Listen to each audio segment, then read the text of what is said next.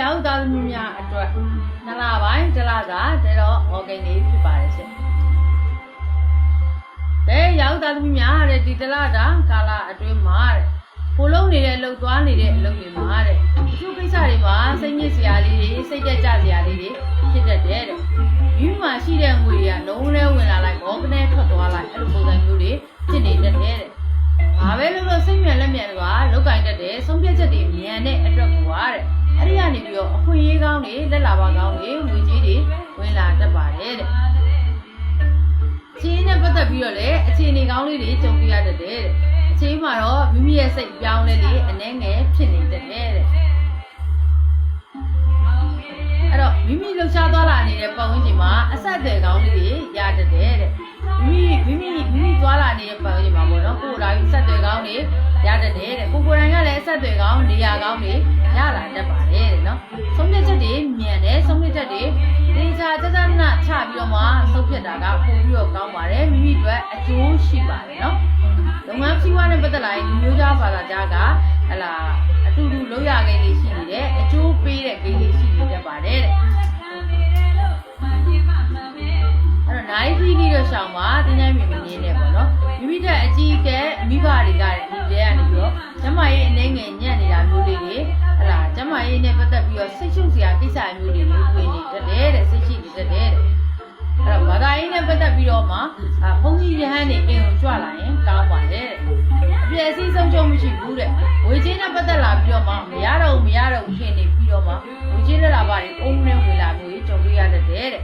မိရဲ့ကံလေးမှာကံကောင်းနေတယ်နော်ဒီလေးတွေတီစုလေးတွေဝင်တတ်တယ်ဒီစုကြီးတွေလည်းဝင်တတ်တယ်တဲ့ဝေချင်းနဲ့ပတ်သက်လာလို့ရှိရင်မဝင်တော့ဘူးလို့လည်းအားနဲ့တပြုံနဲ့ဝင်လာတာမျိုးတွေကြုံတွေ့ရတတ်ပါတယ်တဲ့အဲ့တော့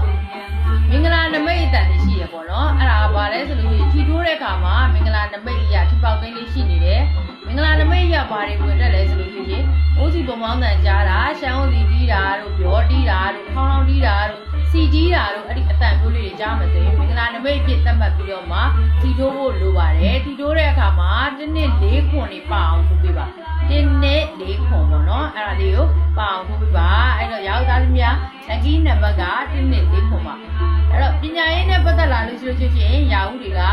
တနင်္လာနံကန်းကော်ညွန့်မင်းမျိုးပန်းအုံ6ညွန့်ပေါ့အဲ့တော့တနင်္လာကန်းကော်2ညွန့်မင်းမျိုးပန်းက9ခွဲအုံက6ညွန့်ကိုပညာရေးအတွက်ကိုလှူဒန်းပြီးတော့မှခလေးတွေကိုကျောင်းမှာဆောင်ပွဲသွားပြအောင်လုပ်ပေးပါပညာရေးနဲ့ပတ်သက်လာရင်အရင်မညံ့ပါဘူးဒါပေမဲ့ကလေးတွေဒီပညာရေးကာလမှာတိုက်ကြခဲတာလေးတွေခြေထောက်တွေအစ်စ်မြစ်လေးတွေရောင်းတာမျိုးလေးတွေကိုက်ခဲတာလေးတွေဖြစ်တတ်တယ်တဲ့ဒါကြောင့်မို့လို့ဟလာအနေငယ်ဒီပန်းလေးတွေကိုဒီတရားဆောင်ဝါးလေးကိုပြုလုပ်ထားတဲ့အပြင်ကလေးတွေကိုမလိုလားအပ်တဲ့အနောက်ဆက်တွေကနေကင်းဝေးပြီးတော့ကောင်းကျိုးချမ်းသာတွေရရှိစေမှာဖြစ်ပါတယ်။နာရေးကြီးတော့ရှောင်ပါအောင်နော်။တင်းချိုင်းမြေမနှင်းပါနဲ့ဟုတ်တဲ့။ကားတွေရောင်းဖို့ရှိရင်ကားတွေခတ်တတ်တယ်နော်။ရောင်းဝယ်တော့မဲ့ကားတွေရှိရင်မိရဲ့အိမ်စီးကားတွေပါတယ်။ရောင်းဝယ်လုပ်ဖို့ရှိရင်ကားတွေခတ်တတ်တယ်တဲ့။အိုးနေရာထိုင်ခင်းအဆောက်အဦနဲ့ပတ်သက်ပြီးအိုးနေရာထိုင်ခင်းအပြောင်းရွှေ့ရှိတဲ့သလိုမိရဲ့အိမ်ကိုပြန်ပြင်တာပြန်ဆောက်တာစီးပြန်တုတ်တာမျိုးတွေကြုံတွေ့ရတတ်တယ်။လုံးမိနေတတ်တယ်ပေါ့နော်။အဲ့ဒါလေးတခုတော့ရှိနေတယ်။အဲ့တော့ဒီတလားဒါကာလအတွင်းမှာရာဟုသားသမီးများစပယ်ညွတ်စပယ်ပန်းအိမ်ဖျားမှာမကြခဏတာလူတွေအဲ့ဒါပဲလူတွေမွေးနေအောင်လူတွေစပယ်ပန်းစပယ်ညွတ်မကြခဏလူတွေပါစီတမင်းစွန်းတော်ကပ်ပြီးပါစီတမင်းထိုးရတဲ့အောင်စွန်းတော်ကပ်ပါကိုတိုင်းလဲစားပါဒီရတရားလေးပြုလုပ်ခြင်းအပြင်ဒီတလားဒါကာလအတွင်းမှာပေါ့ပနဲ့ငွေကြီးပိတ်ဆို့တဲ့ကံတွေဖွင့်လန်းပြီးကောင်းကျိုးချမ်းသာတွေရရှိစေမှာဖြစ်ပါတယ်ရှင်ဒါကတော့ရောက်သားသမီးများအတွက်တစ်လပိုင်းတစ်လသာတဲ့တော့ဟောကိန်းလေးဟောပြောပေးတာဖြစ်ပါတယ်။ကျွန်တော်မိတ်ဆွေများအားလုံးပဲစိတ်ချမ်းသာခြင်းကိုယ်ကျန်းမာခြင်းနဲ့ပြည့်စုံကြပါစေ။ဒီတစ်လတာလုံးမှာခုနှစ်သားသမီးရှင်တွေများအားလုံးစိတ်ချမ်းသာကိုယ်ကျန်းမာနဲ့လူရဆန္ဒတွေပြည့်စုံပြည့်ဝကြပါစေလို့ကျွန်မကမြတ်ဆန်းရီကစမစင်လိုက်ခြင်းကသူတောင်းမြတ်တာပို့တာအပ်ပါတယ်ရှင်။